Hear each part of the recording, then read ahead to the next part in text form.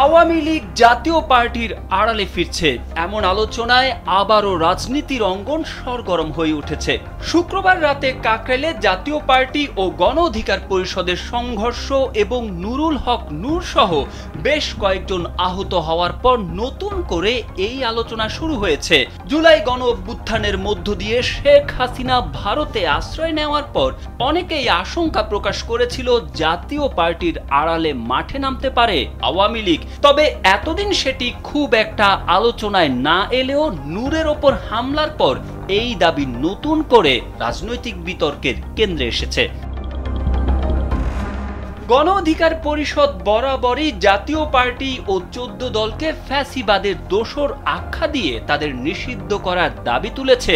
তবে এবার জাতীয় পার্টির ভেতর দিয়ে আওয়ামী লীগকে ফেরানোর চেষ্টা চলছে বলে মন্তব্য করেছেন অন্তর্বর্তীকালীন সরকারের যুব ও ক্রীড়া উপদেষ্টা আসিফ মাহমুদ সজীব ভুঁইয়া। উপদেষ্টা আসিফ মাহমুদ বলেন, যেহেতু রিফাইন্ড আওয়ামী লীগের চেষ্টা ব্যর্থ হয়েছে, তাই জাতীয় পার্টির ভেতর দিয়ে আওয়ামী লীগকে ফেরানোর চেষ্টা চলছে।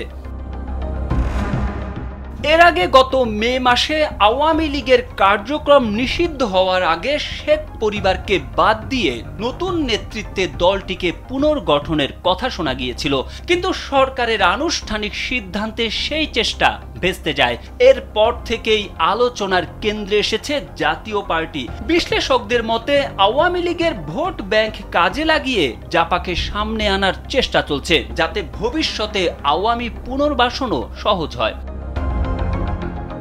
বিরোধী দলের জায়গা পূরণে জাপাকে ব্যবহার নিয়ে বাস্তবতা হলো আওয়ামী লীগের পতন ও নিষিদ্ধ হওয়ার পর বিরোধী দলের ভারসাম্য রক্ষার জন্য একটি সেফ বিরোধী দল দরকার।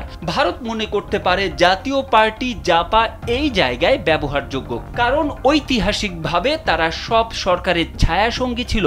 তবে বাংলাদেশের এখনকার বাস্তবতা হলো 2024 সালের গণ আন্দোলন জনগণের আত্মত্যাগ ও ত্যাগের মাধ্যমে জয়ী হয়েছে।